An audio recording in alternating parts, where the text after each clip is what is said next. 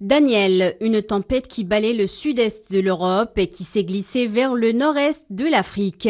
Début septembre 2023, les très fortes intempéries ont provoqué d'importantes inondations et des glissements de terrain en Turquie, en Bulgarie et en Grèce, avant d'arriver jusqu'en Libye.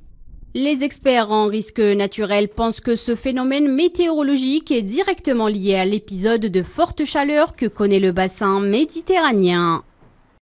Le coup de chaleur actuel est dû à une situation météo dite en oméga, par rapport à la forme de la lettre grecque oméga. Un anticyclone chaud et sec coincé entre deux gouttes froides, les pieds de l'oméga, vers lesquels converge beaucoup d'humidité. La situation est assez rare, elle se produit moins d'une fois par an en moyenne. Mais le contexte de réchauffement climatique fait que ces masses d'air contiennent de plus en plus d'humidité. L'attention des experts du ciel se porte maintenant sur l'évolution de cette tempête. Ils se demandent s'il s'agirait d'un cyclone méditerranéen. Certains ont constaté ces dernières années que la Méditerranée pourrait changer complètement ses caractéristiques.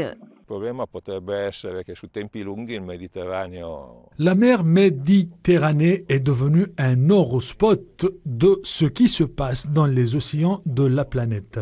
C'est un peu inquiétant, non seulement du point de vue de l'évolution des espèces vivantes qui trouvent désormais des conditions de vie totalement différentes, mais aussi parce que ces conditions conduisent à des événements atmosphériques extrêmes et violents. Bien que ces événements soient encore sporadiques, nous assistons à des précipitations semblables à des ouragans. Si l'on prend la Méditerranée comme échelle de référence, on préfère parler de tornades.